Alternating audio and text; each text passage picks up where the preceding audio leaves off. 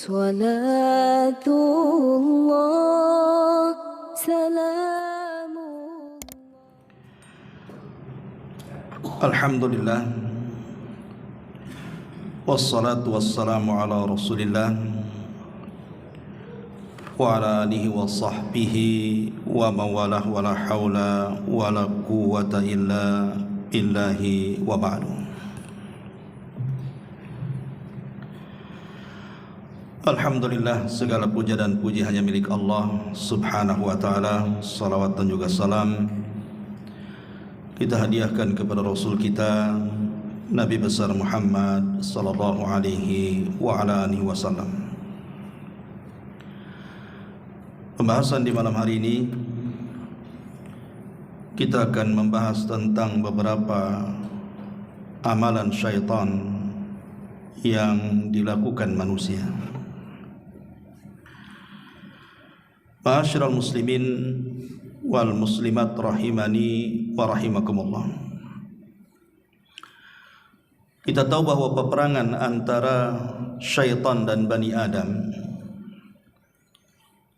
itu sudah berlaku sejak zaman Adam alaihi salatu wassalam diciptakan. Dan itu terlihat ketika Allah subhanahu wa ta'ala menceritakan tentang kisah Iblis dan Adam.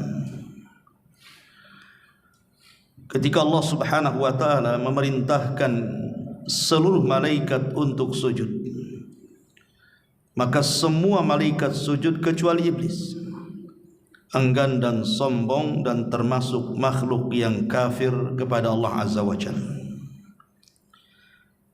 Dan itu difirmankan dalam Al-Quranul Karim, wa idh qala rabbuka lil malaikati isjudu li Adam fasajadu illa iblis aba wastakbara wa kana minal kafirin.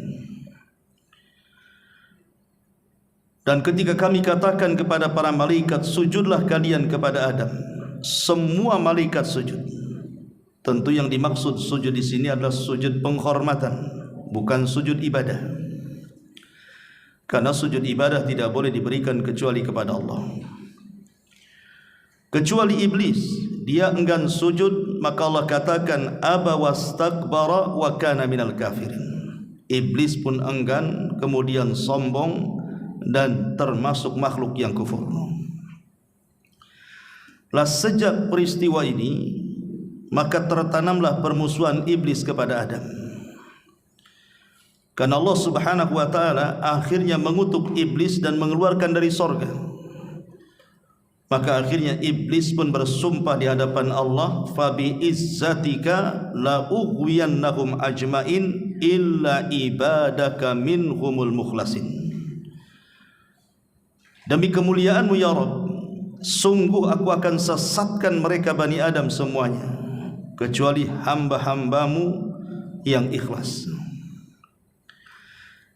Ma'asyiral muslimin yang dimuliakan Allah subhanahu wa ta'ala, disebutkan dalam surah Isra ayat 62, qala ara'aitaka hadha alladhi karramta alayya la in akhartani ila yaumil qiyamah la akhtanikanna dhurriyyatahu illa qalila. Iblis pun berkata, terangkanlah kepadaku, inikah yang lebih engkau muliakan daripada aku? Maksudnya ketika iblis tidak mau sujud kepada Adam karena dia merasa lebih mulia dibandingkan Adam.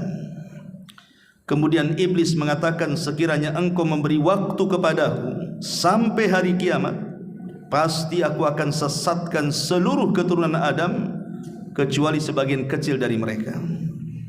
Lihat bagaimana sumpah iblis di hadapan Allah subhanahu wa ta'ala akan menyesatkan Bani Adam sampai kiamat dibangkitkan. Bertolak dari sinilah, maka kita akan membahas tentang beberapa amalan-amalan syaitan yang berhasil setan masukkan ke dalam manusia, sehingga sebagian mereka ada yang menjadi pengikut syaitan. Kita akan bagi beberapa pembahasan. Pertama kita akan membahas tentang madakhilus syaitan alal insan, Dari mana setan ini masuk kepada manusia sehingga manusia mengikuti jejak langkahnya? Kemudian yang kedua, amalan apa saja yang merupakan amalan-amalan yang dihiasi setan kepada manusia? Kemudian yang terakhir, kita bicara soal bagaimana caranya kita terhindar dari godaan dan waswas syaitan. Mudah-mudahan cukup waktunya karena pembahasannya panjang. Pertama, bicara tentang madakhil asyaitan. Dari mana setan ini ketika menggoda kita? Yang pertama dari hubbud dunya wa tulul amal. Setan akan menanamkan kepada kita dengan was-wasnya supaya kita cinta dunia dan mulai panjang angan-angan. Setan tahu bahwa manusia ini diberikan oleh Allah Subhanahu wa taala hawa nafsu. Hawa nafsu inilah yang mendorong manusia untuk melakukan kejahatan. Artinya bahwa tanpa digoda setan pun manusia itu bisa jahat dengan hawa nafsunya. Apalagi kemudian datang setan memberikan was-was, maka itu lebih manjur lagi. Lah salah satu was-was yang diberikan oleh setan kepada Bani Adam adalah lewat kecintaan manusia kepada dunia. Sebab kalau orang sudah cinta dunia pasti lupa akhirat. Kalau sudah lupa akhirat dipastikan jarang ibadah karena yang dikejar dunia. Ini yang pertama. Yang kedua, al-ghadabu, dari marah yang ditimbulkan oleh kita. Nabi SAW mengatakan, innal ghadaba minasyaitan, sesungguhnya marah atau emosi itu bagian dari syaitan. Wa inna syaitan khuliqa min nar, dan setan itu diciptakan dari api. Wa innama tudfa'un nar bil ma, makanya api bisa dipadamkan dengan air. Fa idza ghadiba ahadukum falyatawadda, maka ketika salah seorang di antara kalian sedang kondisi marah maka berwudulah. Jadi setan akan masuk ketika manusia marah. Setan akan masuk di situ. Makanya lihat orang-orang yang marah itu terkadang ucapan yang dikeluarkan pun tidak sadar dia.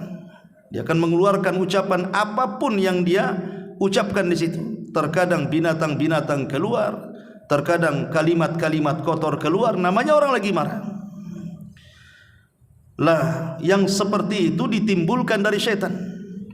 Makanya Rasul memberikan solusi di sini, ketika marah berwudu. Ya tentu solusi ketika marah banyak. Kata Rasul, apabila berdiri sedang marah duduk, kalau sedang duduk masih marah baring, kalau sudah baring masih marah cari tempat lain, kalau juga masih marah berwudu, kalau masih marah sholat, kan begitu. Jadi banyak solusi dari Nabi SAW. Kemudian yang ketiga, al-hiqdu wal hasad. Setan masuk dari kedengkian dan hasad. Karena hasad sendiri adalah penyakit setan. Bahkan penyakit yang pertama kali dilakukan oleh makhluk itu hasad. Pertama hasadnya iblis ketika disuruh untuk sujud kepada Adam, dia tidak mau. Itu tidak maunya iblis karena hasad. Artinya dosa yang pertama kali di langit adalah hasad. Kemudian dosa yang pertama kali di bumi juga hasad. Hasadnya Qabil kepada Habil berakhir dengan pembunuhan. Maka hasad ini bagian daripada pintu yang digunakan setan untuk masuk menyesatkan Bani Adam. Dan hasad ini sangat bahaya karena bisa menggugurkan banyak kebaikan. Kata Rasul, iyyakum wal hasad fa innal hasada ya'kulul hasanat kama ta'kulun narul hatab. Hati-hati kalian jangan hasad, karena hasad itu bisa memakan semua kebaikan seperti seperti api melahap kayu bakar, kata Nabi. Kemudian yang keempat, al-kibr, masuk dari pintu kesombongan. Karena sombong itu adalah juga sifat setan. Dia sombong di hadapan Allah Subhanahu wa taala, ketika Allah merintahkan sujud dia tak mau. Itulah bentuk sombongnya. Maka dia berusaha untuk menanamkan sifat sombong kepada manusia. Dari pintu sombong inilah iblis masuk, setan masuk, sehingga membuat fitnah di tengah-tengah manusia. Lah tentu bentuk sombong ini kan macam-macam. Ada bentuk sombong ini meremehkan dan merendahkan orang lain. Ada juga bentuk sombong ini ditinjau dari cara berjalan, membusungkan dada seolah-olah dia lebih mulia dibandingkan yang lainnya. Atau juga menolak nasihat, karena Rasulullah SAW juga yang mengatakan bahwa sombong itu adalah batrul haq wa ghamdun nas, menolak kebenaran artinya nasihat, dan merendahkan orang lain, dan semuanya ada pada diri syaitan. Kemudian juga yang semana dengan sombong adalah ujub. Ujub itu merasa bangga diri, dan ujub ini bisa mencelakakan kita. Kenapa demikian? Karena biasanya orang yang ujub itu buta mata, merasa bahwa dirinya lebih mulia dan orang lain itu di bawahnya. Kemudian juga orang ujub ini merasa amalannya pasti diterima, dan amalan orang lain itu di bawahnya. Makanya kenapa para ulama sampai mengatakan, kalau kita ini kaya amalan,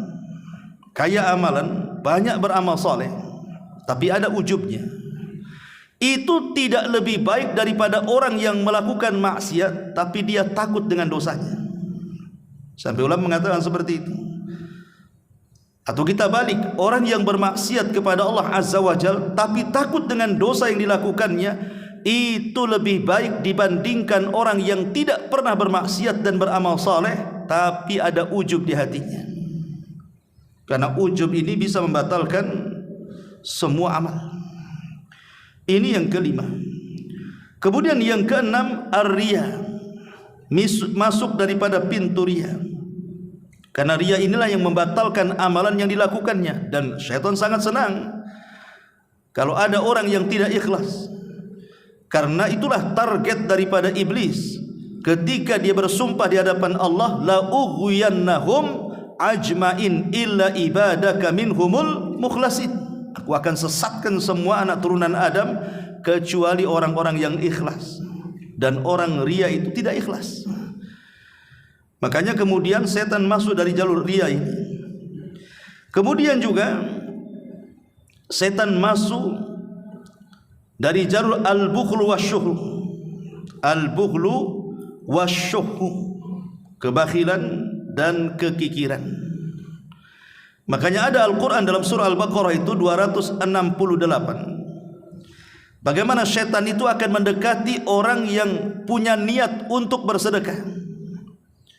Kemudian setan akan membisikkan di telinganya. Apa bisikannya? Asyaitanu ya'idukumul faqra wa ya'murukum bil fahsya. Setan akan menjanjikan kefakiran dan akan memerintahkan keburukan. Jadi setan akan berikan was-was kepada orang yang bersedekah, jangan kau sedekah nanti fakir. Jangan kamu sedekah nanti miskin. Tidak usahlah kamu ini pergi umrah ke sana kemari, kebutuhanmu masih banyak. Jangan bantulah sana sini, hajat pula masih banyak. Jadi setan akan berikan was-was seperti itu sehingga jadilah dia orang bakhil.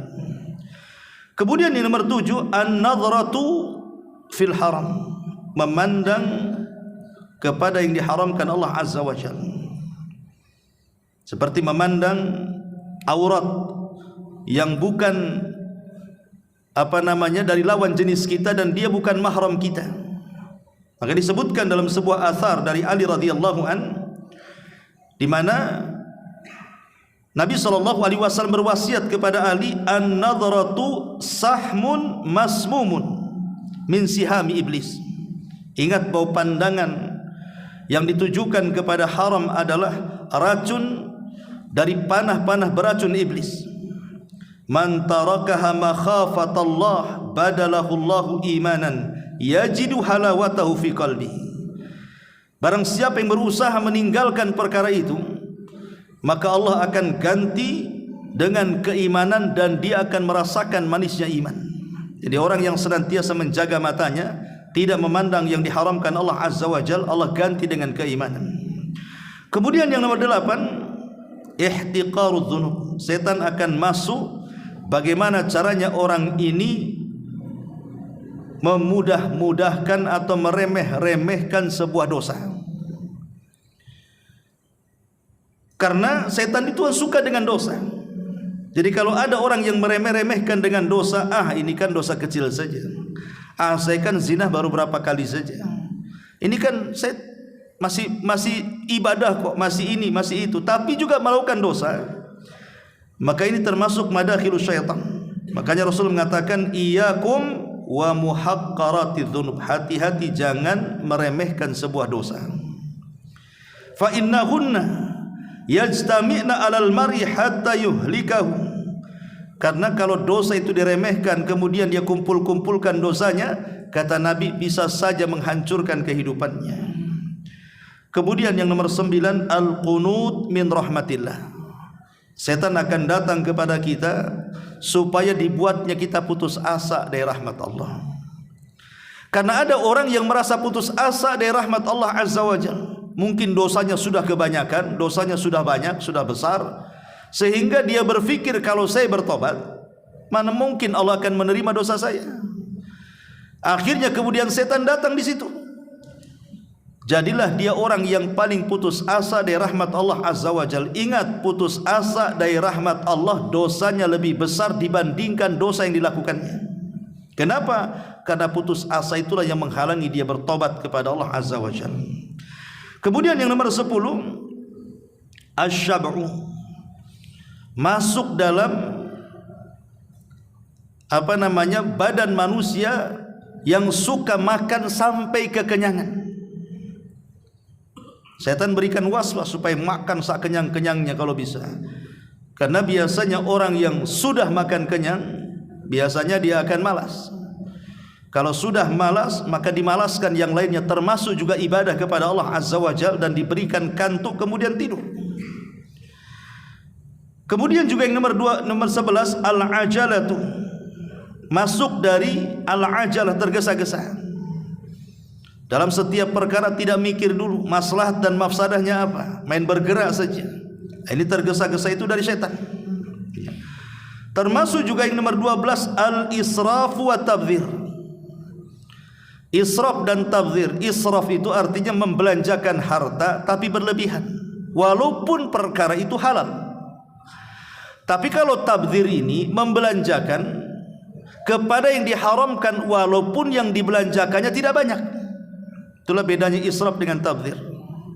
Saya ulang, kalau israf ini kita membelanjakan uang kita untuk sesuatu yang dihalalkan Allah tapi berlebihan. Itu namanya israf. Seperti umpamanya ada rumah tangga. Di rumah itu cuma ada 3 orang saja, dia, istrinya dan 1 anaknya. Tapi kalau dia masak 1 kampung. Akhirnya apa yang terjadi? Tidak habis makanan itu, kemudian dibuang di tong sampah. Itu namanya israf, ya. Karena uang-uang dia, beras-beras dia, lau-lau dia, yang masak juga dia, tidak ada perkara haram di sini. Tapi karena berlebihan akhirnya dibuang, itulah israfnya di situ. Adapun tabdzir ini yang kita kenal mubadzir itu diambil dari tabdzir. Kita sering mengatakan ini mubadzir. Apa sih mubadzir itu? Mubadzir itu membelanjakan harta untuk yang diharamkan Allah, walaupun hanya 1000 perak. Tapi kalau dibelanjakan untuk yang diharamkan Allah Azza wa Jalla, itu namanya tabdzir. Apalagi banyak. Seperti orang yang membeli narkoba, minuman keras, berzina, judi dan begitu seterusnya, itu masuk dalam kategori tabdzir. Dua-duanya, baik israf ataupun tabdzir, adalah jalan masuk setan di situ untuk menggoda Bani Adam. Kemudian yang nomor 13, su'udzan. Berburuk sangka kepada manusia. Berburuk sangka kepada manusia. Kita tidak boleh berburuk sangka kepada manusia, tetapi harus kita memberikan uzur. Seandainya kita punya tetangga, dia seorang wanita yang suka membuka aurat. Habis isya dia keluar pakai motor, nanti subuh dia pulang. Kemudian kita katakan jangan-jangan dia pezina. Tidak boleh kita katakan seperti itu, karena kita tidak menyaksikan di lokasi. Dan buat apa juga kita ikuti dia? Itu namanya tajassus. Tapi kita berbaik sangka saja. Mungkin dia punya pekerjaan yang kita tidak tahu. Tapi kalau memponis itu dasar pezina itu, tengok tampilannya aja kayak pezina, kayak pelacur dan begitu seterusnya. Sampai seperti ini saja tidak boleh dalam Islam itu. Karena menuduh wanita yang belum terbukti dia melakukan zina, kita katakan pelacur, maka Islam menghukum kita yang menuduhnya dengan 80 kali cambukan. Harusnya kita doakan, bukan kita tuduh. Kemudian juga yang nomor 14, maka syaitan akan masuk dari umumul jawari, dari keumuman anggota badan kita. Terkadang masuk ke mata kita sehingga menimbulkan penyakit ain, masuk ke hati kita sehingga menimbulkan hasad dan dengki, masuk ke kaki kita sehingga melangkahkan ke tempat-tempat maksiat, dan begitu seterusnya. Itulah syaitan. Terkadang masuk juga dari jalan darah kita sehingga memberikan was-was, akhirnya hati kita cenderung untuk melakukan kemaksiatan kepada Allah Azza wa Jalla. Ma'asyiral muslimin yang dimuliakan Allah Azza wa Jalla, ada perkataan bagus daripada Imam Ibnul Qayyim rahimahullahu ta'ala. Kata Imam Ibnul Qayyim rahimahullahu ta'ala, ada 6 perkara yang termasuk daripada khutuwati syaitan, langkah-langkah syaitan dari yang terberat sampai yang teringan. Yang pertama kata beliau, al-kufru billah. Macam mana syaitan ini membuat kita ini kufur, membuat kita ini keluar dari Islam. Entah dengan cara lisan kita mengucapkan kalimat kufur tanpa sadar kita keluar dari Islam, atau melakukan sebuah perbuatan yang tanpa sadar perbuatan itu mengeluarkan kita dari Islam. Contoh umpamanya, orang mengatakan, buat apa sholat itu, capek-capek saja. Buat apa zakat, ngambur-ngamburkan duit saja. Buat apa haji, uang habis, badan capek katanya. Buat apa pakai jilbab ini, panas-panas saja. Ini namanya membenci syariat nih. Membenci syariat dengan lisannya, ini kufur, bisa keluar dari Islam. Karena Allah yang mengatakan, dzalika bi annahum karihu ma anzalallah fa ahbatallahu a'malahum. Itulah karena mereka membenci apa yang Allah turunkan, maka Allah gugurkan semua amalannya. Hati-hati lisan ini. Atau tanpa sadar mengucapkan kalimat menghalalkan yang diharamkan, atau sebaliknya. Seperti orang yang ditawarkan minuman khamar umpamanya, minuman keras, minumlah. Kemudian kita katakan, saya tak minum, tapi kalau kau mau minum ya silahkan. Kalimat kalau kau mau minum silahkan, ini kalimat kufur. Harusnya kata-katanya, maaf saya tak mau makan atau mau minum khamar karena ini haram. Kau juga jangan minum, ini khamar, ini haram. Harusnya kan begitu kata-katanya. Tapi kalau kata-katanya saya tak minum, tapi kalau kau minum ya silahkan, ini bisa kufur kalimat ini, karena tanpa sadar dia mengucapkan kalimat yang menghalalkan apa yang Allah haramkan. Menghalalkan yang Allah haramkan bisa kufur.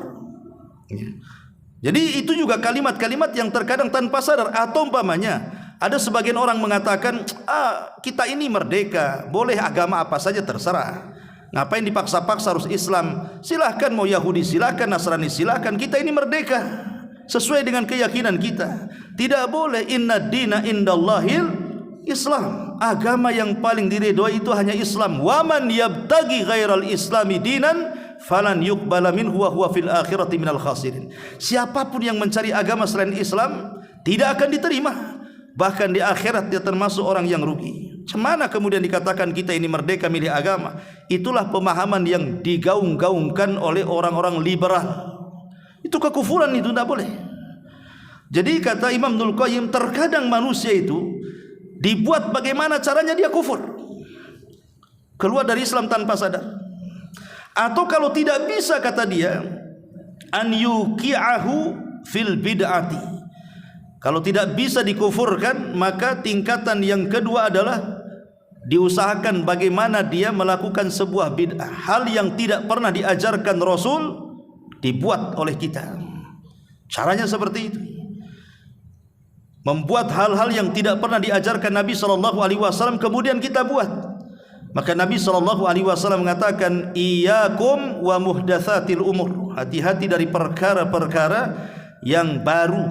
Fa inna muhdatsatin bid'ah. Karena perkara baru itu disebut bid'ah. Dan bid'ah itu amalan yang tidak pernah dikerjakan di zaman Rasul, kita kerjakan pula hari ini, kemudian dinasabkan ke dalam agama. Tapi kalau tidak bisa, kata Imam Dzul Qayyim rahimahullahu taala, an yuqi'ahu fi kaba'iri dzunub.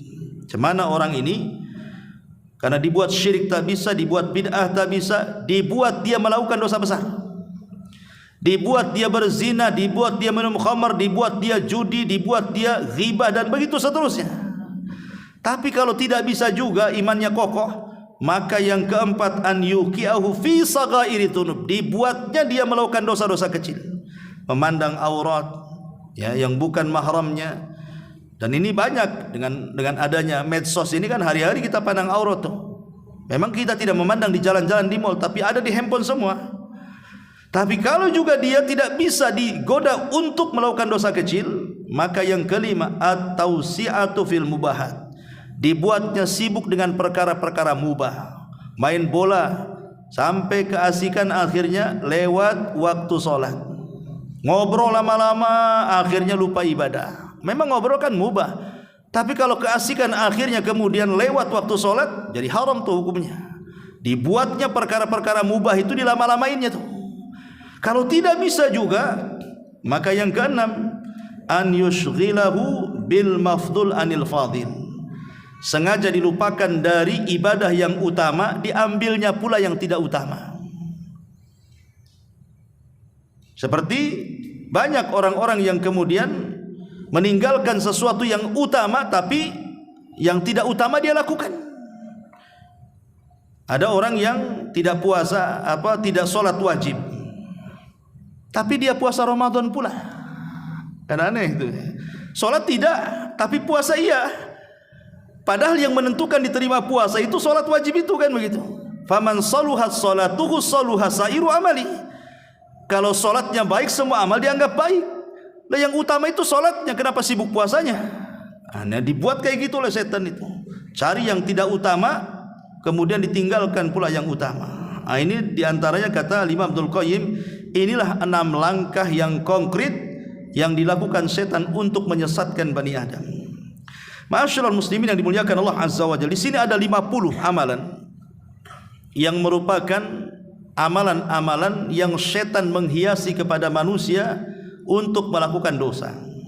Saya sudah tulis di sini ada 50 dosa atau amalan-amalan yang dihiasi oleh setan, yang merupakan waswas daripada setan.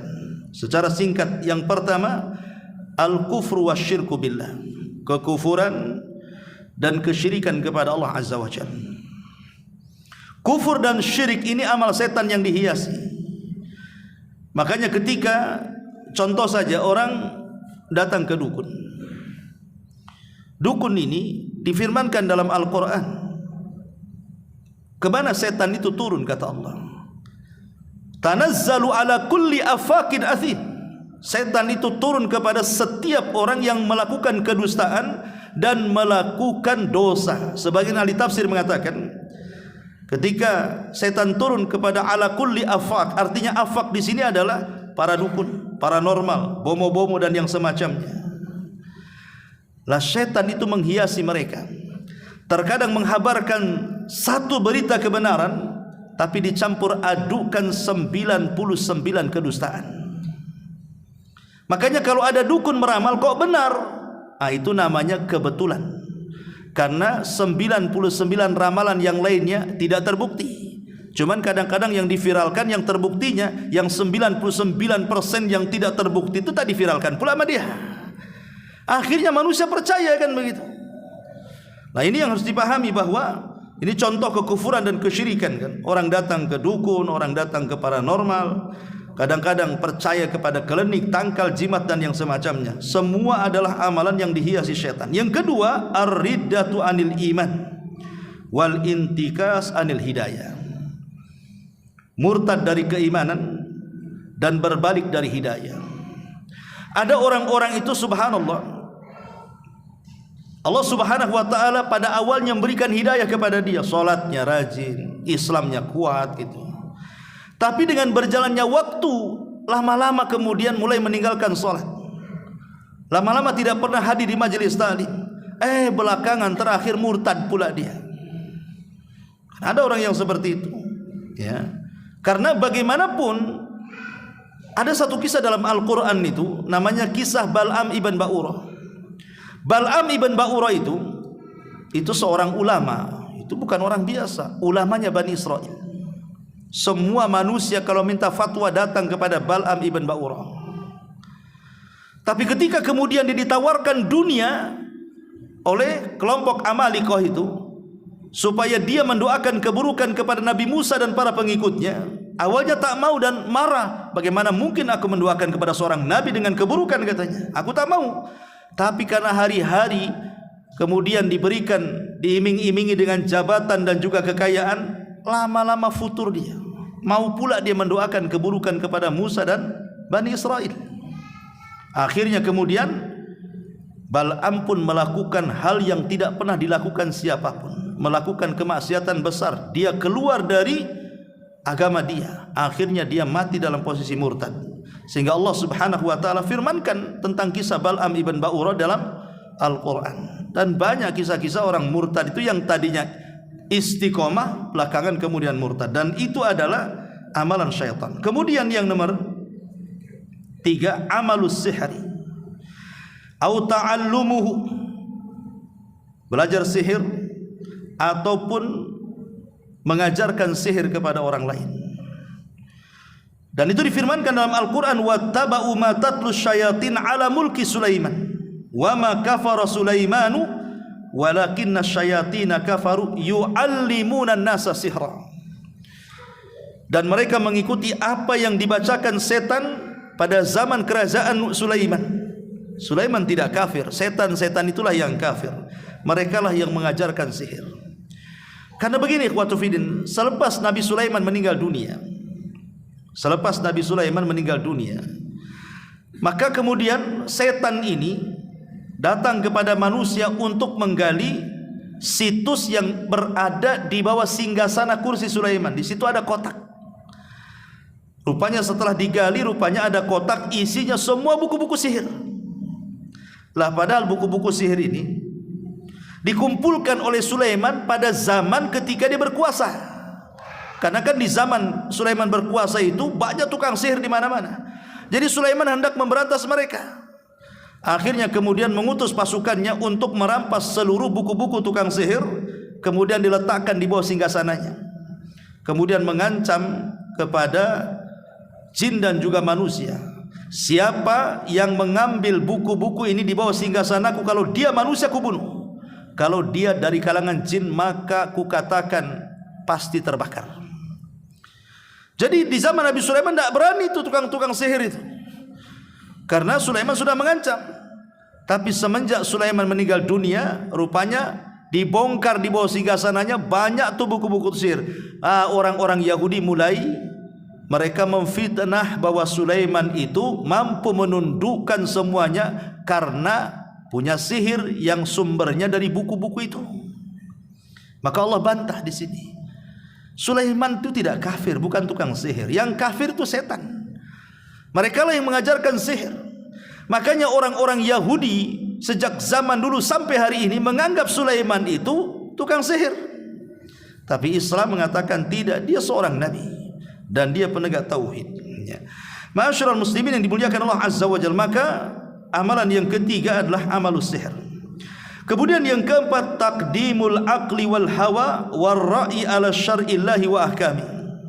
Mendahulukan akal, hawa nafsu, pendapat dibandingkan syariat Allah Subhanahu wa taala.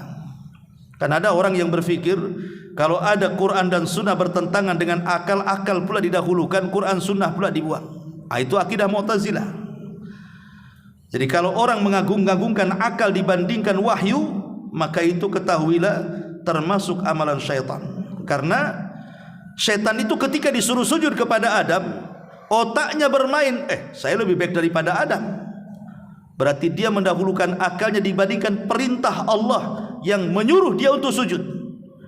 Dia tak mau sujud. Kenapa? Karena mendahulukan akal dia. Perasaan iblis, enak saja saya suruh sujud, saya kan lebih baik daripada Adam. Saya diciptakan dari api dan api lebih dekat dari cahaya, artinya saya dekat dengan malaikat. Adam dari mana? Tanah dekat dengan cahaya, katanya. Makanya kemudian dia tak mau sujud. Berarti dari sini, dari akal bulusnya iblis ini, dia mendahulukan akal dia dibandingkan perintah sujud dari Allah kepada Adam. Maka siapapun yang mendahulukan akal dibandingkan syariat, maka dia terhiasi dengan perbuatan iblis. Kemudian yang nomor 5, asyukuk fil mu'taqadati wal ibadat. Dibuat ragu-ragu dalam keyakinan dan juga dalam ibadah. Makanya ada hadis yang mengatakan, ya'ti syaitan ahadukum fayaqul man khalaqa kadza wa kadza hatta yaqula lahu man khalaqa rabbak. Fa idza balagha dzalik falyasta'id billahi minasyaitonir rajim. Terkadang ada orang yang kemudian diberikan was-was dalam otak dia. Dia merenung, siapa yang menciptakan langit? Allah. Siapa yang menciptakan bumi? Allah. Siapa yang menciptakan pohon? Allah. Siapa yang menciptakan ini? Allah. Siapa yang menciptakan itu? Allah. Akhirnya kemudian sampai terpikir, lalu siapa yang menciptakan Allah? Kalau sudah sampai ke tingkat siapa yang menciptakan Allah, berarti itu setan masuk tuh.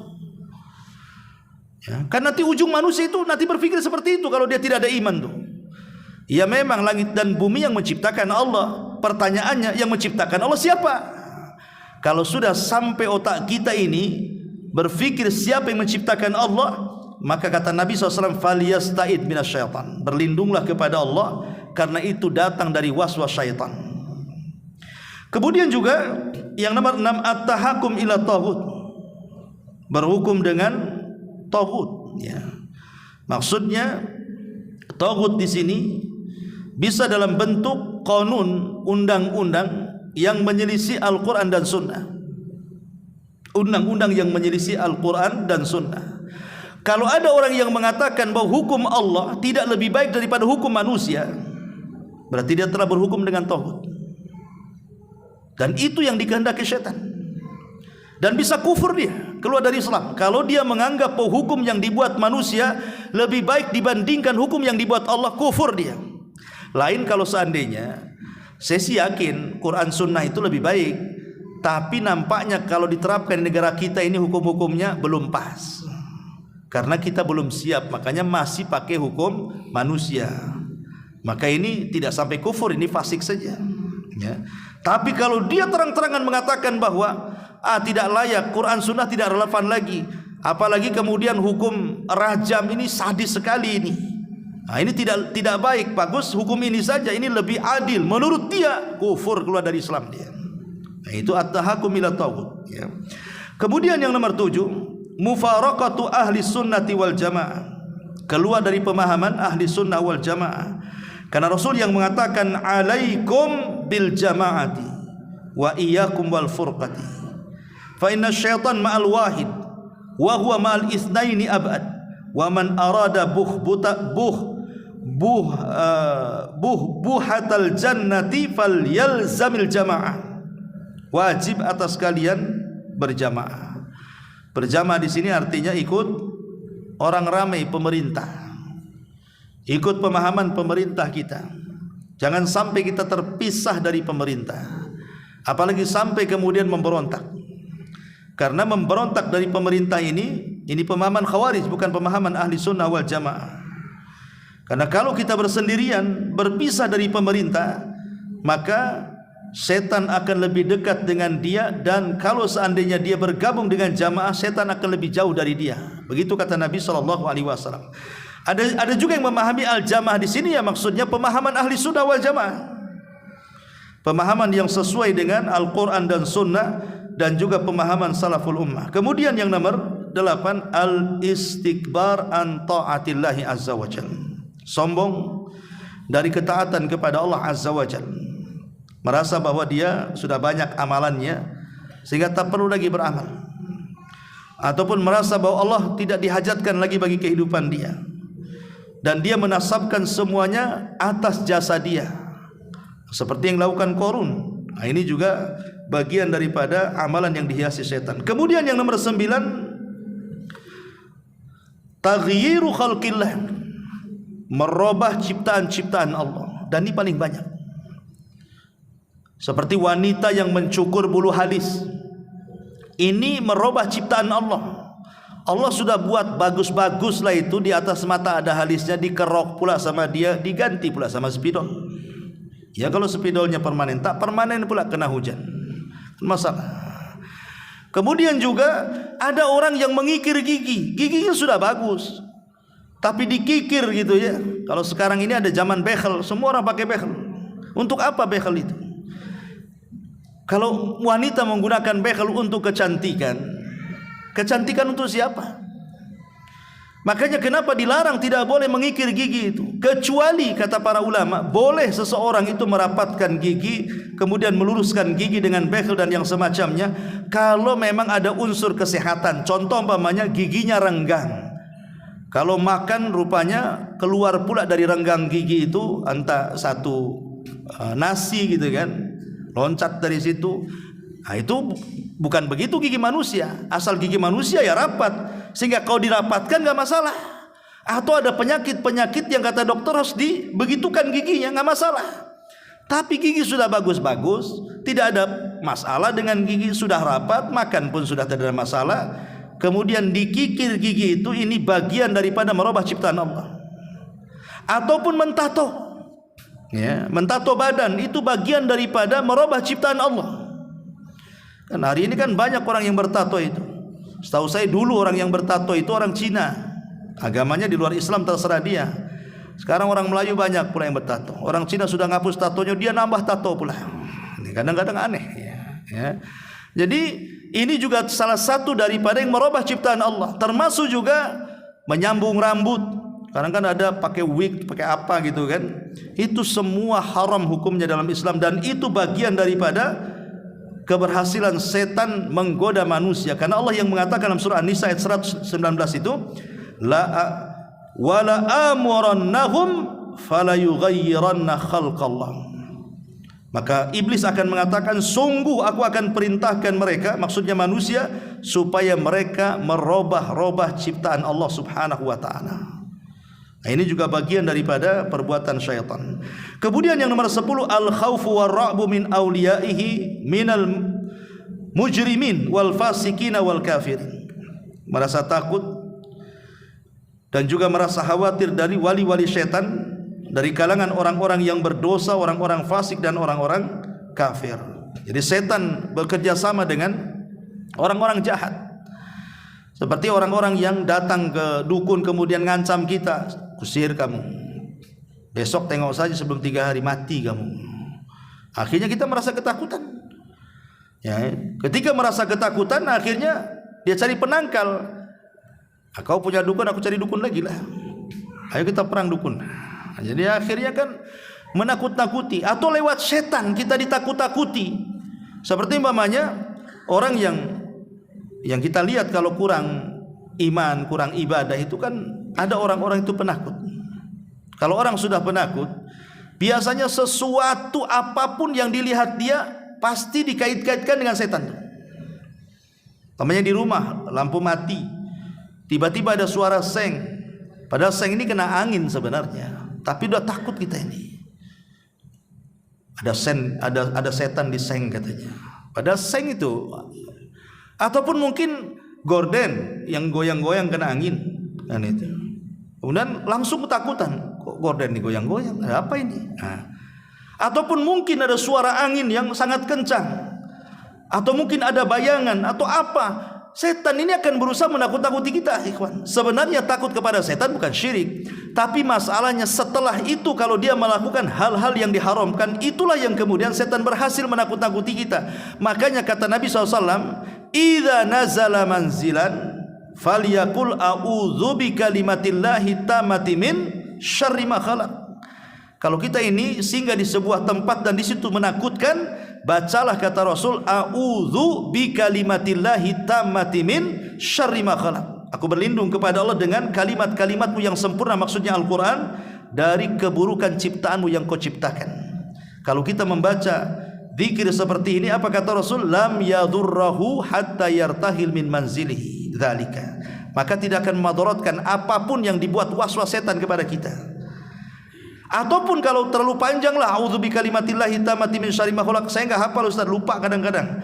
Maka cukup yang paling pendek mengucapkan basmalah. Kata Rasul, kalau engkau lewati sebuah tempat menakutkan, jangan pedulikan satu, yang kedua bacalah basmalah. Jadi dua di situ. Jangan pedulikan, yang kedua baca basmalah. Jadi kalau kita ini jalan di kegelapan gitu kan, entah naik motor, entah jalan kaki, entah lewat kuburan, entah lewat yang menyeramkan, kata Rasul jangan pedulikan, baca basmalah. Ya. Kemudian juga yang nomor 11, al-halifu billahi kadiba, bersumpah kepada Allah dengan cara dusta. Karena yang pertama kali bersumpah atas nama Allah untuk kedustaan itu iblis. Iblis mengatakan kepada Adam kan, wa qasamahuma inni lakuma laminan nasihin. Hai Adam, demi Allah aku datang ini sebagai penasehat. Kenapa Allah larang kau dekat-dekat pohon itu?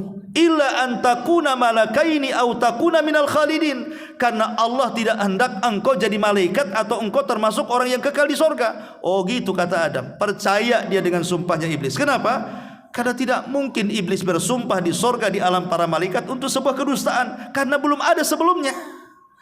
Makanya iblis, Adam percaya saja, kecuali kalau sebelumnya Adam pernah dikibuli gitu ya. Ada orang bersumpah kepada Allah untuk sebuah kedustaan, boleh jadi mungkin Adam tidak percaya dengan iblis. Tapi itu kan makhluk pertama yang bersumpah atas nama Allah untuk sebuah kedustaan tuh. Bahwa dia bersumpah atas nama Allah bahwa kenapa Allah itu melarang kau dekat-dekat pohon itu, karena takut Allah kau jadi malaikat atau engkau termasuk orang yang kekal di sorga.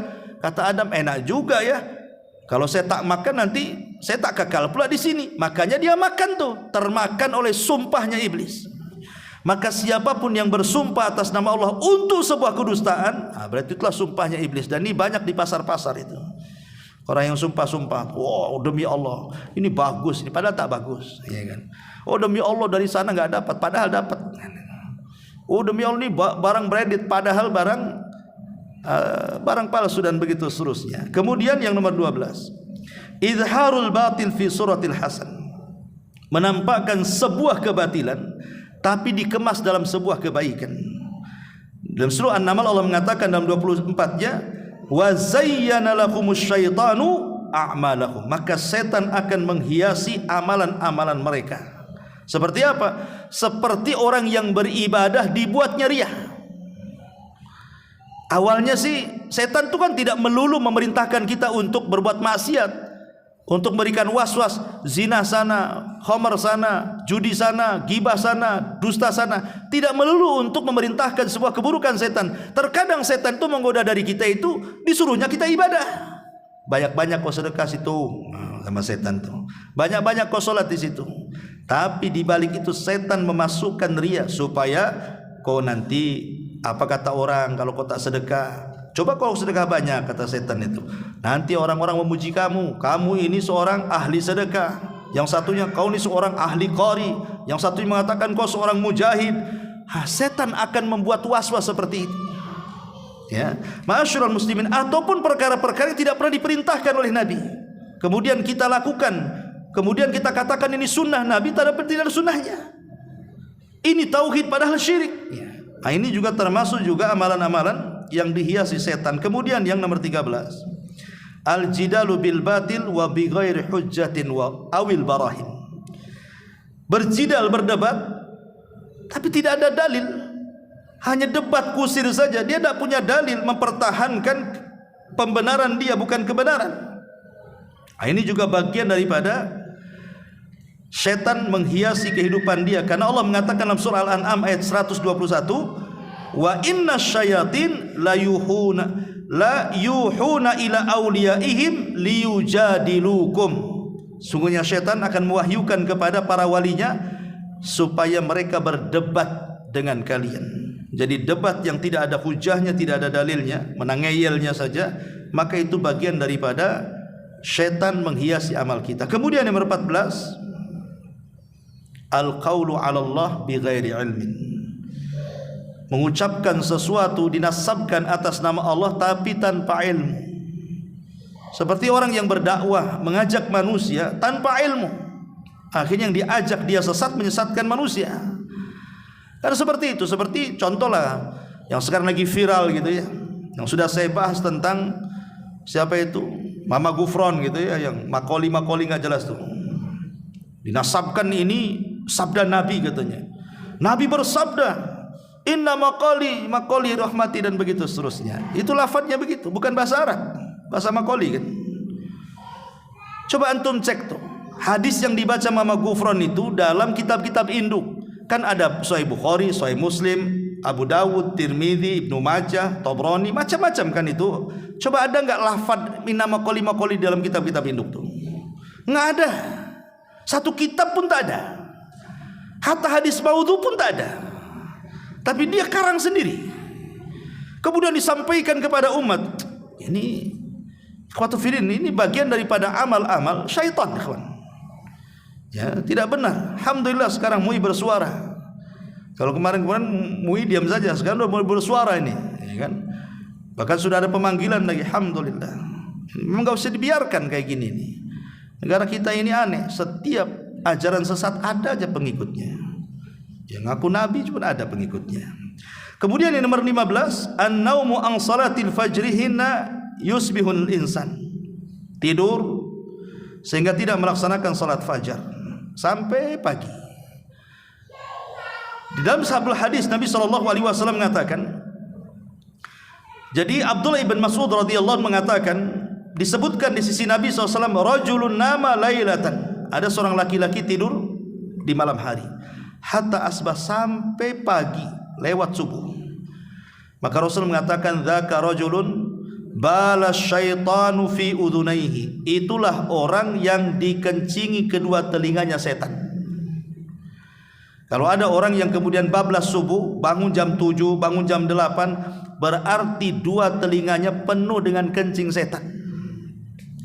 Sebagian para ulama mengatakan, apa yang dimaksud bala syaitan, kencing setan itu maksudnya apa? Ada yang mengatakan maksudnya setan itu bukan kencing beneran kayak kencing kita, tidak.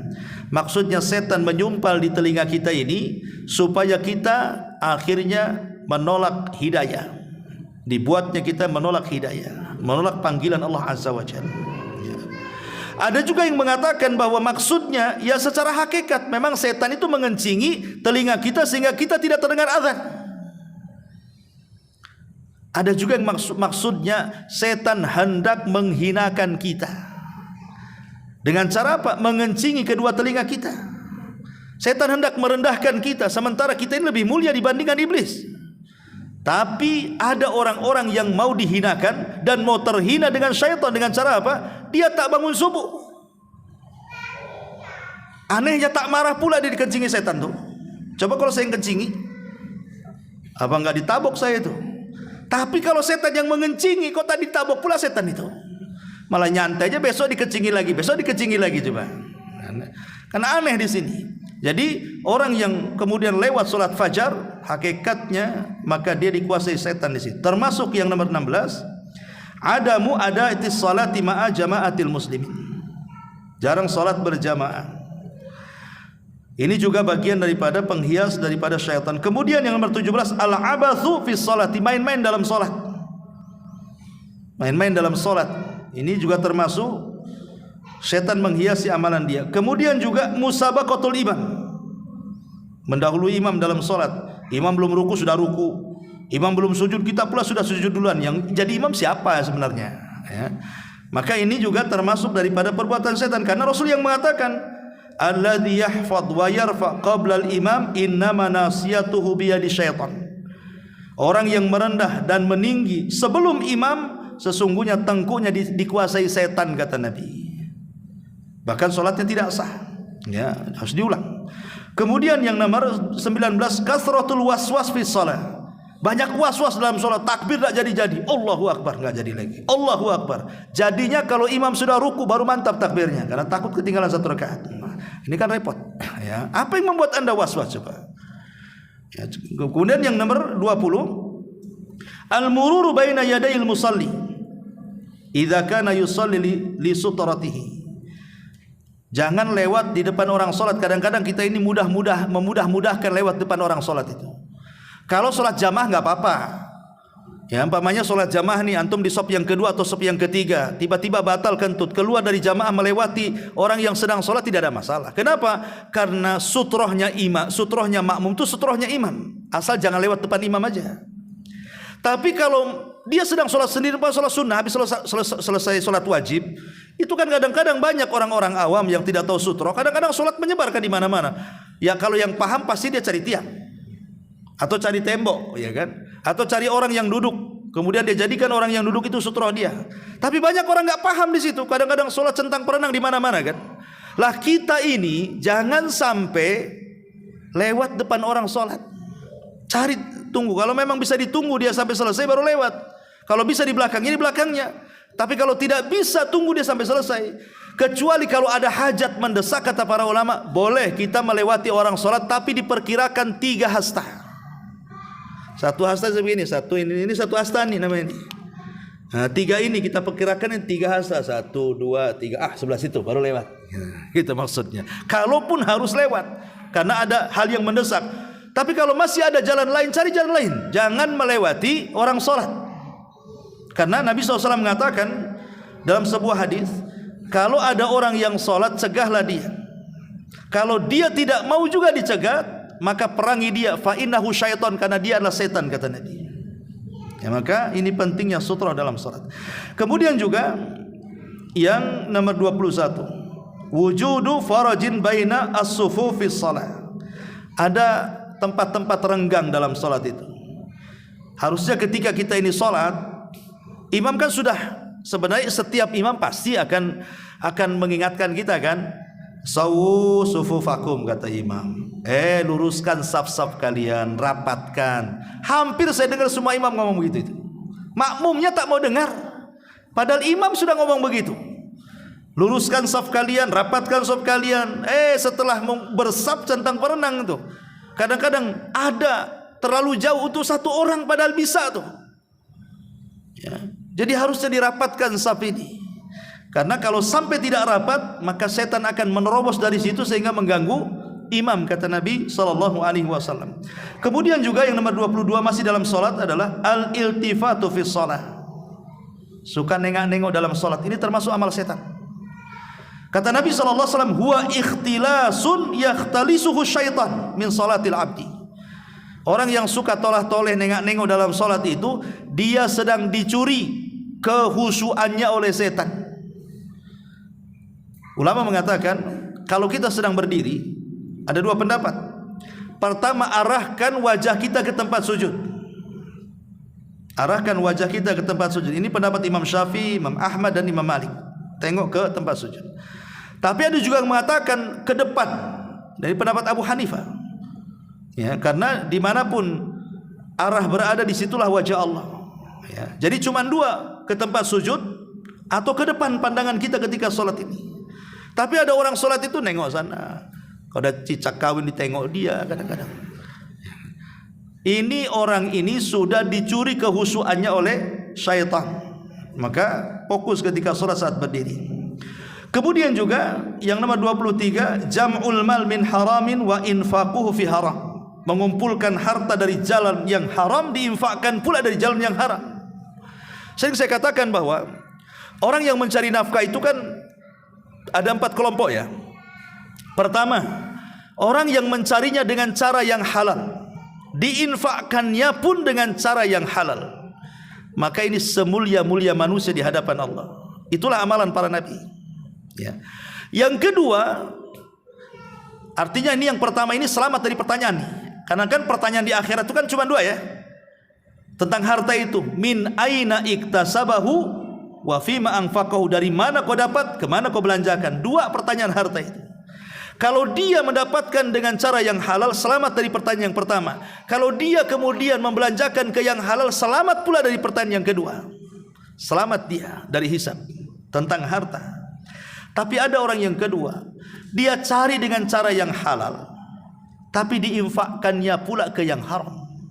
Lelah letih dia cari uang, udah ada gajian beli khamar pula mabok dia, berzina pula dia, berjudi pula dia. Berarti selamat dari pertanyaan yang pertama, dari mana kau dapat harta? Oh, saya kerja ya Rabb. Tapi kemana kau belanjakan? Selamat tak? Selamat dia yang kedua. Ya. Kemudian yang ketiga, ini ada orang yang mencari harta dengan cara yang haram, tapi dibelanjakan ke yang halal. Korupsi untuk pembangunan masjid. Ya. Kayak Robin Hood tuh kan, mencuri untuk fakir miskin. Ya, iya boleh. Yang kedua dia lolos, yang pertama tak lolos. Dari mana kau dapat? Mencuri ya Rabb. Kemana kau infakkan? Kasih makan anak yatim. Pertanyaannya, diterima enggak tuh? Tidak diterima. Karena Rasul mengatakan, innallaha thayyibun la yaqbalu illa thayyiban. Allah itu baik, tidak akan menerima kecuali yang baik-baik. Ya. Tetapi yang kuadrat dosanya itu, sudah cara mencarinya haram, dibelanjakan pula untuk haram. Dapat judi untuk mabok. Ini kan kuadrat tuh. Karena dapatnya juga haram kan, dibelanjakannya pula haram. Ya. Maka ini semua amal setan. Kemudian juga yang nomor 24, adamu infaqi amwali fi sabilillah khaufan minal faqri. Orang yang bakhil, pelit, tidak mau infak di jalan Allah karena takut kemiskinan, sebagaimana tadi yang saya sebutkan surah Al-Baqarah 268. Kemudian 25, al-infaq riya'an wa sum'atan. Ya, dia tidak bakhil, dia sangat dermawan, tapi ketika infaknya itu karena riya ataupun karena sum'ah. Riya dan sum'ah ini kadang-kadang datang belakangan.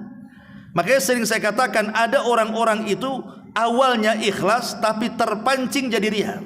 Awalnya ikhlas jadi terpancing jadi sum'ah. Makanya menjaga keikhlasan itu bukan hanya ketika bersedekahnya, tapi seterusnya. Contoh umpamanya ini, dia sudah sedekah nih ke muhajirin 20 tahun yang silam, dia sudah sedekah ke muhajirin di sini. Artinya kan dia ikhlas, diterima. Dia setelah 20 tahun nggak pernah kedatang ke sini, dia sholat di sini. Ngomong sama kawannya, dulu loh saya juga ikut infak loh di sini. Padahal 20 tahun yang silam loh. Ngapain pula disebut-sebut? Coba kalau tidak disebutkan sudah diterima. Ya. Atau yang sering contohkan umpamanya, saya infak nih ke pengurus ini. Ini saya infak untuk pembangunan masjid. Baik Pak. Siapa namanya? Oh, enggak usah. Tulis saja Abdullah katanya di situ. Oh ya baik Abdullah. Besoknya infak lagi, tulis lagi Abdullah. Adalah 10 Abdullah. Kemudian ada tetangganya mengatakan, Pak, Bapak ini kaya. Itu masjid tak jadi-jadi. Tolonglah bantu. Kau tak tahu tuh Abdullah itu siapa tuh? Ini yang bahaya nih. Ini kalau sudah kayak gini ini riya kepancing namanya. Atau sum'ah juga bisa. Kita ini sudah ikhlas sebenarnya, tidak mau orang tahu, tidak mau orang dibicarakan. Tapi gara-gara ada kawan diinfak di tempat yang sama, rupanya kemudian takmir masjid ngomong, Bapak kenal si Anu? Kenal, itu tetangga saya katanya. Iya, dia suka infak kemari, Masya Allah. Dia kalau infak itu tidak mau disebut namanya. Akhirnya tetangganya ngomong, saya dengar kok suka infak ke muhajirin ini. Siapa bilang? Itu pengurus yang ngomong. Masa sih? Iya. Yang benar iya. Waktu ngomong Pak Imam hadir nggak di situ? Ada. Pak Ustadz ada juga di situ. Dikejar sama dia. Ya, itu namanya sum'ah karena lezat ketika dia mendengar. Ya. Harusnya kan kalau dia itu nggak benar itu, nggak udah selesai sampai di sini pergi kan? Bukan dikejar pertanyaannya. Itu waktu pengurus ngomong itu dia ngomong apa? Itu kan dikejar namanya. Kalau dia pujian kan sedap. Itulah namanya sum'ah namanya. Lah ini yang hal-hal yang seperti ini adalah perbuatan syaitan. Kemudian yang nomor 26, tabdzirul amwal wal israf fil infaq. Ini tadi sudah saya jelaskan tentang israf dan tabdzir. Kalau israf membelanjakan sesuatu dari perkara halal tapi berlebihan. Ada juga yang mengatakan begini, israf ini masuk juga tentang tabdzir ini masuk juga kepada adamu siyanatil mal. Ulama memasukkan bagian daripada tabdzir itu tidak bisa menjaga barang. Pamannya kita ini punya handphone. Sebenarnya kalau kita jaga handphone itu setahun 2 tahun tidak akan rusak, ya. Tapi karena tidak menjaga, asal letak, kadang-kadang asal taruh gitu ya, akhirnya kepijak, akhirnya ketiduran, akhirnya kedudukan, akhirnya mudah rusak. Itu bagian daripada tabdzir kata ulama. Karena dia tidak bisa menjaga barang. Ingat, jadi tabdzir itu bukan hanya menghambur-hamburkan harta untuk kemaksiatan, tidak. Orang yang tidak bisa menjaga barang, tidak pandai merawat barang, itu juga tabdzir. Dan haram hukumnya, ya. Sampai seperti itu ya para ulama. Kemudian juga yang nomor 28 tahwinu nomor 27 kullu ma da'aka ila fi'li maksiatin aw tarki ta'ah. Setiap yang mengajak kamu untuk melakukan kemaksiatan atau meninggalkan ketaatan, maka itu bagian daripada gangguan syaitan juga. Pokoknya ada kawan ngajak, ini mau ke masjid, toto datang kawan, ayo kita ke mall lah katanya. Tak jadi ngaji, hanya ke mall. Ya. Kemudian ada orang yang mau bersedekah, nanti dulu lah, jangan pakai uangnya, saya perlu, boleh enggak? Nah, jadi ada orang yang berbuat baik, dia kemudian halang-halangi, ataupun hawa nafsu dia yang menghalang-halanginya kan gitu. Ketika mau sedekah pikir, aduh ya juga ini belum nih, akhirnya tak jadi. Ini mau ke pengajian tapi ngantuk, ini gimana pula, tidak bisa dilawan dia. Ya. Maka hal-hal ini juga bagian daripada undangan syaitan. Kemudian yang nomor 28, tahwinul ma'asi wa annaha saghiratan la tadur. Orang yang suka membeda-bedakan dosa. Memang dosa itu kan terbagi-bagi kan, ada dosa kecil, ada dosa besar. Tapi pembagian ini dosa kecil, ini dosa besar, Quran Sunnah tidak ada yang menjelaskan. Ini pembagian ulama. Ulama membagi sengaja, oh dosa itu ada yang besar, ada yang kecil. Itu pembagian ulama untuk memahami supaya kita mudah ketika mempelajari sebuah dosa. Tapi kalau Quran Sunnah tidak ada kalimat Quran ini dosa kecil, nggak ada. Ya, itu pembagian para ulama supaya memudahkan kita hanya belajar gitu saja. Tetapi jangan sampai kemudian pembagian dosa ini merangsang kita untuk melakukan dosa. Contohnya umpamanya, ini kan dosa kecil saja, belum dosa besar, nggak apa-apalah kan gitu. Kadang-kadang orang terpancing karena ini dosa kecil katanya. Makanya kata para ulama, jangan pernah melihat kecilnya dosa, tapi lihat kepada siapa engkau berbuat dosa. Ya. Sebab kalau melihat kecilnya dosa, ini kan kecil belum besar, ini kan kecil belum besar. Ingat, walaupun kecil kata Umar bin Khattab, la saghirata ma'al istimrar wala kabirata ma'al istighfar. Tidak ada dosa kecil kalau tumbuh-tumbuh ya besar juga. Sebagaimana tidak ada dosa besar kalau digempur dengan istighfar. Makanya betul kata ulama, jangan melihat kecilnya dosa, tapi lihatlah kepada siapa engkau berbuat dosa. Kemudian yang nomor 29, az-zulmu wal jawru fil qadha, kezaliman dan kecurangan dalam putusan-putusan persidangan. Hakim itu ada 3. Hakim itu ada 3. 1 di sorga dan 2 di neraka. Ya. Adapun yang di sorga, dia adalah hakim yang dia memutuskan perkara dengan ilmunya dan keputusannya sesuai dengan pengetahuannya. Jelas hakim ini memang dia punya ilmu dan diputuskan sesuai dengan pengetahuannya. Ini hakim di sorga. Kemudian yang kedua, hakim ini punya ilmu, tapi dia lencengkan ilmunya karena mungkin sogokannya atau mungkin karena hawa nafsunya, akhirnya tidak memutuskan dengan pengetahuannya. Ini hakim di neraka. Yang ketiga, hakim jahil. Hakim jahil tidak punya ilmu. Ya namanya nggak punya ilmu, macam mana dia memutuskan sebuah perkara? Maka ini pun di neraka. Jadi Rasulullah SAW sampai mengatakan hakim, 1 hakim di surga, 2 hakim di neraka, menunjukkan bahwa kebanyakan hakim itu di neraka. Karena di sini 1:2 kan gitu ya. Ya, karena kecuali hakim-hakim yang mereka dirahmati takut kepada Allah Azza wa Jalla. Tapi berapa banyak hakim-hakim yang tidak takut kepada Allah, akhirnya memutuskan sesuai dengan hawa nafsunya, sesuai dengan yang bayar istilahnya. Kemudian yang nomor 30, al-ghina.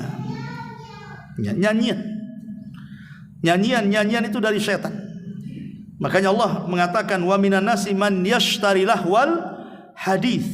Ada sebagian manusia itu akan memperjualbelikan kata-kata yang tidak ada faedahnya. Coba bayangkan kalau zaman dulu nyanyian itu kan ada di piring-piring itu. Zaman dulu itu kan ada di CD-CD kan, berupa piring-piringan itu. Itu diperjualbelikan. Sampai ada yang koleksi itu numpuk itu, semua artis ada tuh. Entah berapa duit dia keluarkan kan. Hanya untuk mendengar kalam yang enggak ada faedahnya, yang kalau kita dengar pun tidak ada pahalanya di situ. Lain kalau kita dengar Quran walaupun kita tidak baca masih dapat pahala.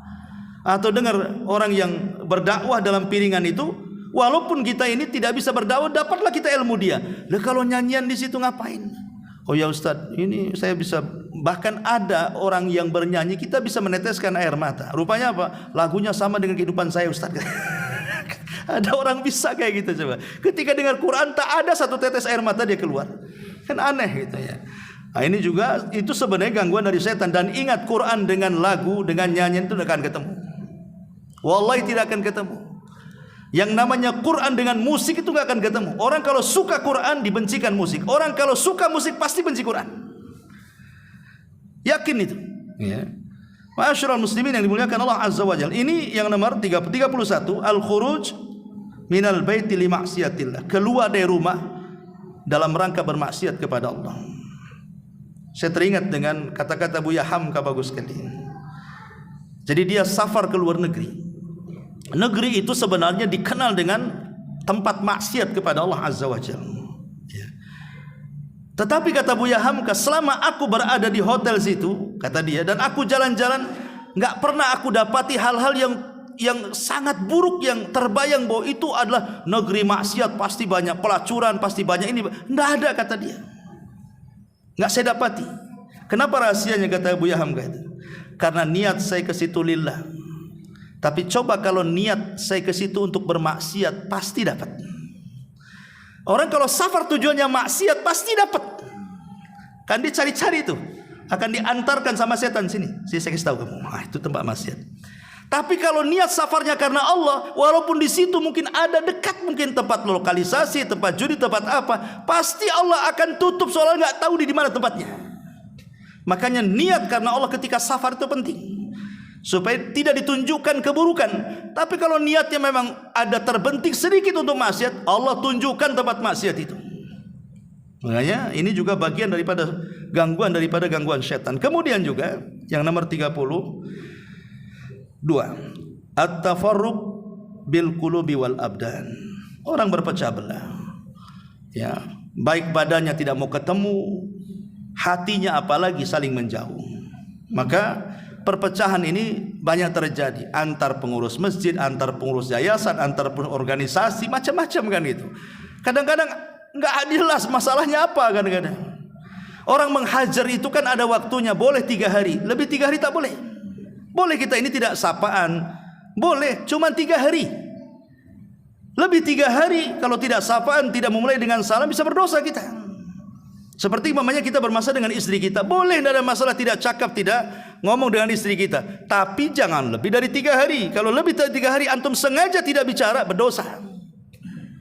Ya. Karena kalau dalam rumah tangga itu kan ada step-stepnya. Nasihat dulu, kalau tak bisa ya tadi, pisah ranjang, tak mau ngomong. Kalau tidak bisa ya dipukul, pukul pun harus jelas maslahatnya. Kalau dengan memukul berubah, pukul. Kalau dengan dipukul tak berubah, ngapain dipukul? Gak ada gunanya pukulan itu, nyakiti dia saja. Ada arte kan itu, nggak boleh. Nah, ini juga bagian daripada syaitan. Kemudian yang nomor 33, at-ta'zim lil makhluk. Lebih memuliakan makhluk dibandingkan Allah. Dan ini banyak, termasuk kita lah kadang-kadang. Kalau seandainya antum nih, ajudannya wali kota, Pak Wali ngomong, saya dari Jakarta datang ke Batam jam 3 malam, tolong jemput saya. Kira-kira dijemput nggak tuh? Dijemputlah, mobilnya pasti dibersihkan, diwangi-wangikan, dia pun tak tidur juga tuh, takut kebablasan kan itu ya. Itu perhatian kepada Pak Wali Kota. Tapi di waktu yang sama jam 3 Allah itu turun. Yanzilu Rabbuna ila sama'id dunya fi kulli thuluthil lailil akhir.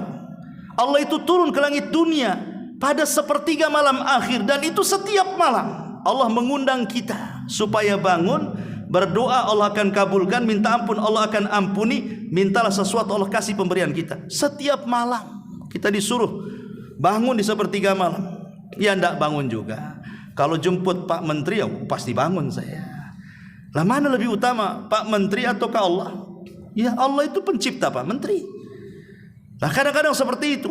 Kita ini mungkin dalam Quran itu namanya mutaffifin namanya. Wailun lil mutaffifin, celaka orang yang suka mengurang-urang takaran dan timbangan. Sebagian para ulama mutaffif itu tidak hanya melulu dalam jual beli saja, tapi mutaffif juga masuk dalam ibadah. Contoh umpamanya, kalau untuk diri sendiri dan keluarga, antum bisa masuk restoran mana saja, makan ini, makan itu lezat. Berapa? 2 juta antum bayar, nggak kepikiran sampai rumah. Giliran ada pengemis, memang betul-betul pengemis orang susah, ya. Nggak pernah kita belikan seperti kita membelikan keluarga kita. Ya palingnya nih kasih, belilah nasi bungkus di Padang sana. Kadang-kadang seperti itu kan. Lah ini kan lillah, sedekah ini bukan untuk orang yatim, untuk Allah. Atas tangan kita. Nah ini kadang-kadang kan kita tidak bisa membedakan tuh. Nah ini terjadi sama saya, sama Anda, sama siapapun. Kadang-kadang dalam hal-hal seperti ini kadang-kadang mendahulukan makhluk dibandingkan Allah Subhanahu wa taala. Contoh dalam berpakaian saja. Kadang-kadang kita sholat ini asal-asalan pakaian kan. Tapi ketika menghadap orang penting kadang-kadang pakaian harus rapi tuh. Kenapa tidak waktu sholat rapihnya? Yang jelas-jelas Allah lebih utama, harus dihormati dibandingkan makhluk-makhluknya. Lah ini karena setan yang menghiasi. Lah kemudian juga yang nomor 34, at-tanajil itsnan duna tsalits. Kalau kita sedang bertiga, yang sedang bertiga, satu orang Sunda, dua orang Padang. Yang dua orang Padang ini ngobrol bahasa Padang, yang orang Sunda diam saja nggak paham. Itu tak boleh. Ya, takut nanti disangka dia sedang menggibah kawannya. Kau ngomong apa kamu? Aku nggak paham tuh. Makanya Rasul mengatakan, jangan kalau kita sedang bertiga, yang dua-dua jangan ngobrol pakai bahasa planet yang tidak dipahami orang lain. Kecuali kalau minta izin, maaf ya, saya ada perlu sama dia. Kalau dia izinkan nggak apa-apa, kalau nggak diizinkan jangan. Kenapa alasannya? Fa innahu yuhzinu, kata Rasul. Karena itu bisa menjadikan dia sedih. Dan itu dari syaitan. Kemudian yang nomor 35, safarul insan wahdah fit tariq la yujad fihi ghairah. Safar sendirian. Maka setan juga kadang-kadang suka menggoda orang yang safar sendirian. Makanya disunahkan berdua atau bertiga. Kemudian juga al-khalwatu, berkhalwat dengan wanita. Maka yang ketiganya setan. Kemudian juga al-la'ibu bil hammam. Seorang lama-lama di kamar mandi, main-main di kamar mandi, berendam lama-lama di kamar mandi. Kamar mandi itu tempat setan. Makanya kita masuk saja disuruh untuk a'udzubillahi minal khubthi wal khaba'is. Tapi memang setan cerdas. Sekarang kalau orang bangun rumah mewah, itu kamar mandi interiornya lebih indah dibandingkan kamar dia sendiri tuh. Jadi kalau masuk kamar mandi rasanya gak keluar lagi tuh kan. Itu setan sebenarnya. Apa ini indah-indah kamar mandi? Kamar mandi itu fungsinya cuma dua, buang hajat kecil dan besar, keluar lagi sudah. Nggak ada lagi fungsi yang lain. Mandi sekedarnya. Makanya kenapa kemudian Muawiyah, bukan Muawiyah bin Sufyan, sahabat yang lain bertanya kepada Nabi SAW, ya Rasulullah, kalau saya bersendirian, apakah saya juga harus menutup aurat? Ya, maka Rasulullah mengatakan, ya, karena Allah lebih berhak dimalui. Jadi kalau kita telanjang, tidak ada hajat tiba-tiba kita buka pakaian begitu saja, maka walaupun tidak ada yang melihat, Allah melihat kamu, kata Rasul. Maka kita membuka aurat itu kalau ada hajat saja. Kalau tidak ada hajat jangan buka aurat. Karena kalau tidak ada hajat buka aurat, malulah dengan Allah Azza wa Jalla. Kalaupun harus buka aurat, maka masuk ke kamar mandi itu berta'awudz dan baca basmalah supaya mata jin dengan aurat kita itu terhalang. Kemudian juga yang 38, al-ajalatu fil umur, bersegera dalam perkara tadi, ajalah, ya. Tergesa-gesa dalam urusan, tidak menimbang maslahat dan mafsadahnya, ya. Termasuk juga al-furqatu baina az-zawjaini, perselisihan suami istri itu dari setan. Karena setan itu paling bangga kalau ada suami yang menceraikan istrinya. Itu paling bangga tuh. Maka iblis akan bangkit mengambil piala diletakkan di atas kepala prajuritnya yang mampu menggoda orang bisa bercerai. Karena ada hadis kan, setan itu setiap hari mengutus prajuritnya dari tengah lautan. Ada yang menggoda yang tadinya sholat jadi tidak sholat, yang tadinya puasa tidak puasa, yang tadinya jarang gibah jadi tukang gibah, dan begitu seterusnya. Dan itu semua akan dilaporkan kepada iblis. Tapi iblis sudah biasa dengan itu, tidak terlalu bangga. Tapi kalau ada yang mengatakan, ya iblis tuanku, aku sudah bisa menceraikan tuh rumah tangga si Anu, iblis bangkit dan mengambil piala, anta, oh kau prajurit yang mantap, katanya. Kenapa? Karena kalau orang sholat kemudian tidak sholat, itu korbannya satu. Orang yang biasa puasa tidak puasa, korbannya satu. Orang yang biasa baca Quran tidak baca Quran, korbannya satu. Kalau bercerai, ini korbannya banyak. Istrinya korban, suaminya korban, anak-anaknya korban, keluarga suami korban, keluarga istri korban. Nanti korbannya kemana-mana. Nanti si istri curhat dengan kawannya, korban lagi kena. Nanti si suami curhat sama kawan yang lain, kena juga sama setan. Akhirnya kemana-mana, ya. Itulah maka setan senang dengan orang cerai itu. Kemudian juga yang yang selanjutnya, at-ta'ari wa kashfu aurat. Tadi sudah jelaskan tentang suka membuka aurat, ya. itu bagian daripada setan. Kemudian keluarnya wanita dari rumah dengan tabarruj, berdandan ala jahiliyah, keluarnya wanita dari rumah tanpa mahram ketika safar yang memang masafah safar, jarak safar gitu ya. Termasuk juga duduk di antara bayangan matahari. Begini ikhwan, ini banyak kita nggak paham ya hukum ini. Hukum mungkin sebagian antum tahu, tapi sebagian nggak tahu. Jadi kalau kita sedang duduk di teras nih, matahari dari sebelah sana, ya. Kemudian matahari karena di situ ada tiang, sehingga bayangan tiang itu mengenai sebagian badan kita dan mataharinya mengenai sebagian badan kita. Jadi badan kita terkena bayangan dan terkena sinar matahari. Kata Nabi SAW, ya, maka sebaiknya kalian kalau ingin terkena matahari, kenakan matahari semua, atau kalau terkena bayangan, masukkan ke bayangan semua. Jangan separuh kena bayangan, separuh kena matahari. Itu ada hadisnya, ya. Karena ini juga bagian daripada amal setan, ya. Termasuk juga menakut-nakuti dengan senjata, mengancam lewat handphone walaupun tidak ada senjata, ya awas dipolisikan kamu, padahal dia nggak salah kan itu. Kemudian juga makan dan minum dengan tangan kiri, kemudian makan dan minum berlebihan, israf, ya. Kemudian juga was-was ketika berwudu sampai ngabisin air satu bak mandi, nggak kelar-kelar wudunya tuh, itu was-was dari setan tuh, ya. Termasuk juga yaqau fil bai'i, apa yang terjadi dalam jual beli seperti menipu, kemudian mengurang-urang takaran, timbangan, meteran, kemudian riba, zalim, dan begitu seterusnya. Termasuk orang yang minum khamr, orang yang berjudi, menyembah berhala, kemudian istisqa bin nujum, menyandarkan hujan kepada bintang, dusta, dan begitu seterusnya. Maka itu semua amalan-amalan daripada amalan-amalan syaitan. Wallahu a'lam bishawab. Afwan agak lama ya karena pembahasan panjang, ya mungkin yang bisa bermanfaat. Subhanaka wa bihamdika asyhadu an la ilaha illa anta astaghfiruka wa atubu ilaik. Allahu taala alam. Assalamualaikum warahmatullahi wabarakatuh.